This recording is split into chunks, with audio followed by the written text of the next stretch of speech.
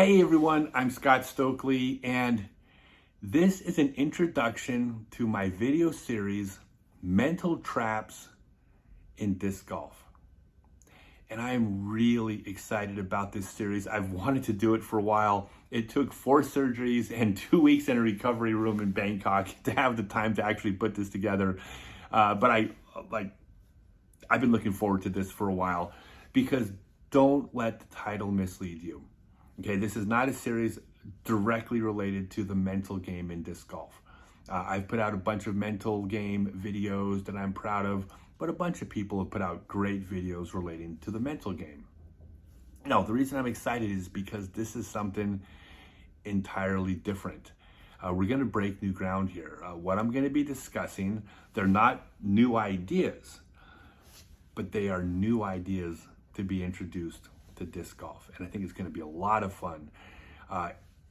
The reason I'm making this series, by the way, is because I'm going to take a while and make this kind of lengthy introduction video because I need to lay down some basic ideas, I need to create a premise, and I need you to buy into a couple concepts for the rest of the series to make sense. But the good news is that on every future video, I'm just going to take on one topic per video, one mental trap. I'm not going to give you the history of why I'm making this series and no introduction. I'm just going to jump right to it. In fact, some of the videos in this series are 90 seconds long because that's all the time I needed to concisely get to and cover that topic. So I'm going to talk for a little while here, but the future videos, we're going to get right to the point. Now, first, before I start, if you want to chat about each of the Mental Trap videos, there's a link down below to my Discord server. It's a discussion group. You can log in. You can tell everybody what a genius you think I am. Or you're also, by the way, you have complete permission to log on and tell everybody that you think I'm an idiot, right? All opinions are welcome, right? That's the reason I have a discussion group. But log in and participate in the conversation. It'll be a lot of fun. Also, if you truly want to get better at disc golf, go to scottstokely.net and read all about my 6-month online Become a Complete Disc Golfer class. It's something I'm just so proud of. If you take this 6-month class, you will be far better at disc golf after than when you started, for sure. Oh, and then there's a store link. You can also buy stuff there if you want to as well. Okay. This is going to be so much fun. So, the first idea in the mental traps in disc golf is that it's important to understand and see reality as it is. Now, none of us are perfect at this, but I believe the closer you can get to seeing the world around you, and we're talking specifically about disc golf, so we're talking about the disc golf world around you, the course, your competition, your game, your selections, your decision-making, your card mates, your training, everything. The better you can be at seeing reality as it is, the better decisions you're going to make and the more joy you're going to have throughout this whole process of disc golf. Now, that part's challenging. The far more challenging part of this is you need to be able to, as best as possible, objectively and rationally self-assess and see yourself and your place within your disc golf game. It's really hard to do, but you need to be able to evaluate your strengths, your weaknesses, your failings, your triumphs, your skills, your knowledge.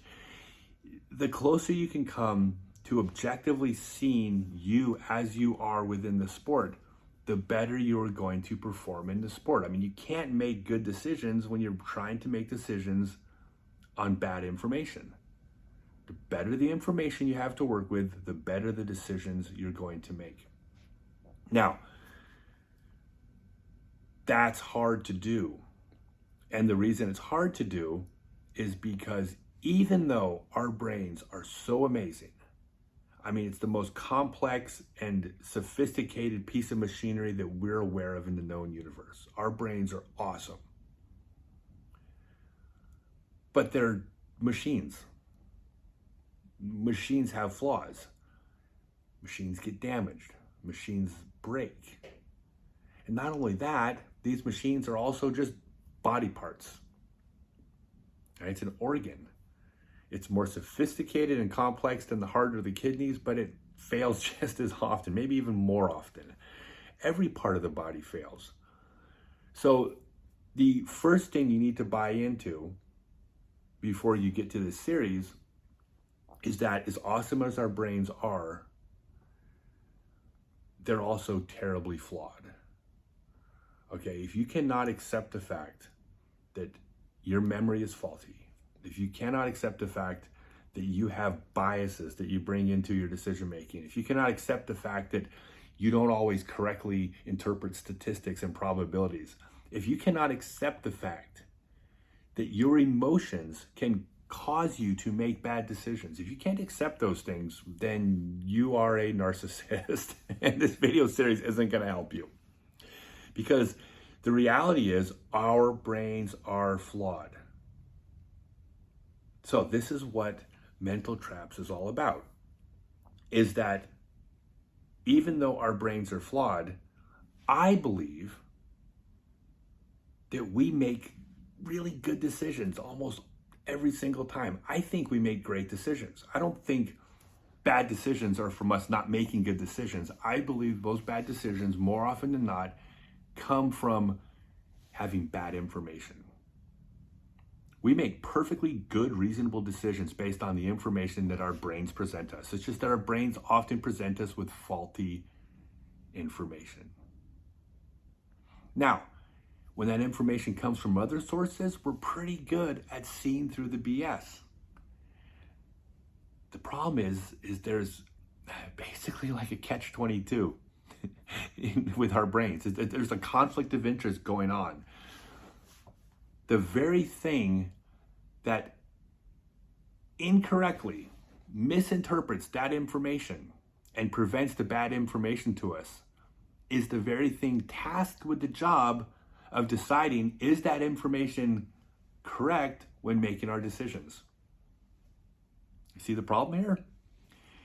Like, if our brain misinterprets a statistic and presents us that bad information, is our brain supposed to see through the fact that it misinterpreted that statistic? In fact, by definition, if we were able to see through that misinterpretation, then we wouldn't have misinterpreted it to begin with, because the thing judging the information is the same thing that evaluated and presented the information.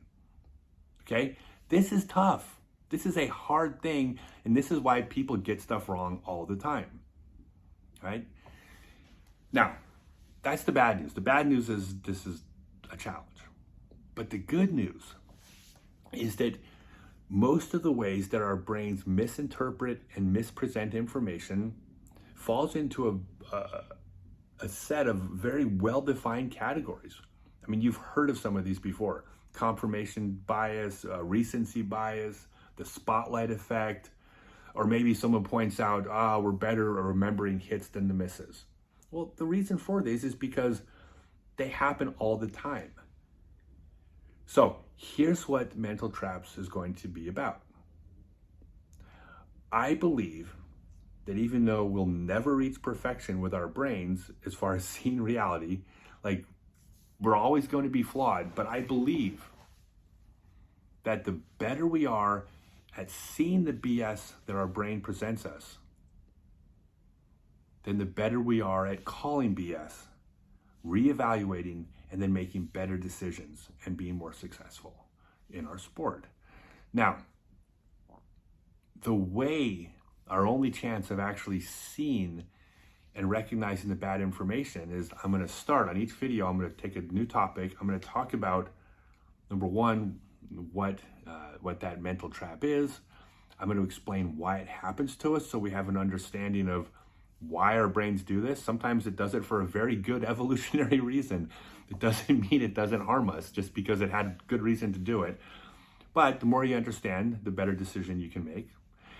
Then I'm going to give real world examples, especially examples in disc golf, of when our brains do this. And the whole idea is when those things happen, if we can increase the probabilities that we see it happening, we catch it and we're like, wait a second.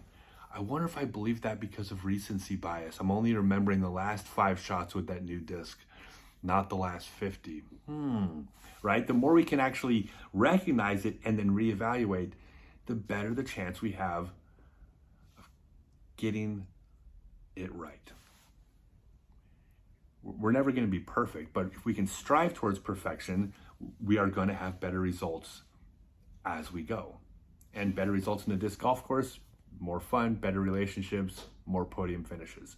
So I encourage you to check out this video series. I can't wait to explore all this with you. It's going to be a lot of fun, and make sure you join the Discord down below and tell me every time I get it wrong.